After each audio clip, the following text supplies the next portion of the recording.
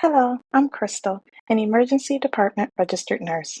I am going to show you how to use an ultrasound machine in order to obtain peripheral IV access.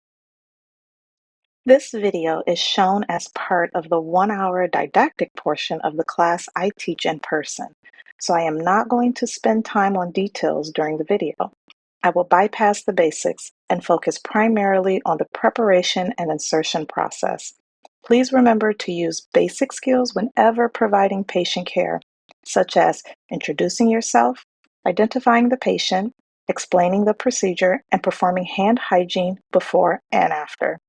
Also, please make sure you have a clean working area and clean the ultrasound machine probe before and after every use. Let's get into it. Start by gathering all of your supplies. Remember to always use aseptic technique. Prepare your probe by using a probe cover. Clean a large area of the patient's arm using chlorhexidine or alcohol, allowing it to dry fully. If the patient is heavily soiled, pre-cleanse the area with soap and water before using your chlorhexidine or alcohol. You can always add a little extra lubricant before looking for a vessel.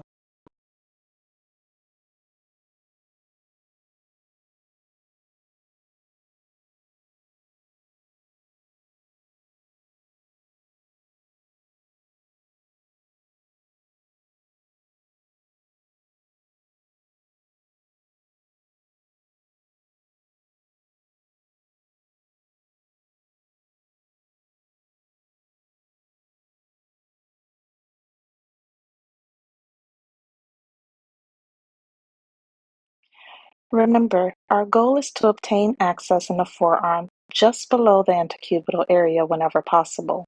Only use vessels in the upper arm as a last resort if access cannot be obtained in the forearm or AC. Once you have found a vessel, make sure to change your monitor to what's comfortable for your view. Use the midline or center line to note the middle area of the vein. Apply gentle pressure to the probe, making sure that the vein collapses and does not pulsate, ensuring it is indeed a vein. Use the calipers on its side for your depth.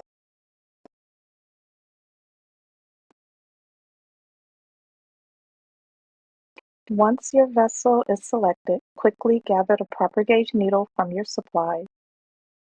Holding your probe perpendicular, aim the bevel of your needle at an angle based on the vein's depth and insert at the probe marker. Once you puncture the skin, turn your attention to the screen. Moving the needle into the vessel slowly, locate the needle tip. It should appear as a hyperechoic dot on the screen, or as I call it, a starburst. Slowly inserting the needle until you are on top of the vein, and then with a little pressure, puncture the vein, but be careful not to go through it. Continue moving your probe away from you while inserting your needle, keeping the needle tip or starburst directly in the center line. Once your needle is approximately 50% inserted, you can go ahead and thread the catheter through. You should see blood return in the chamber of the needle. Quickly remove the tourniquet, apply gauze, or in this case a towel for better viewing, underneath the needle hub, and prepare to attach your J-loop. Make sure you clean all of the lubricant well around the skin so that your tegaderm stays in place and does not slide off. Consider using some sort of skin prep or adhesive in order to reinforce the tegaderm.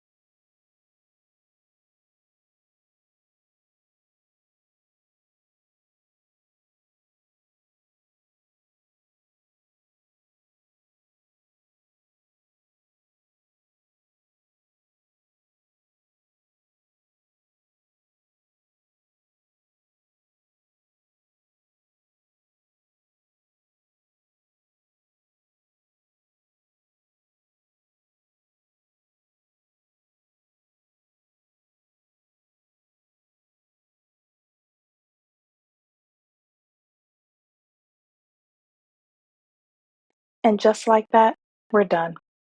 Always remember to perform the basics like hand hygiene, cleaning the ultrasound machine probe and cord with approved disinfectant per hospital guidelines, return the machine to its designated area, restock any used supplies, and plug it in. The next person will thank you. Fun fact, recent studies show that there is a 97% success rate of obtaining a ultrasound guided IV on a patient with proper training and techniques. So take your time, ask for assistance if needed, and remember to always perform safe practices.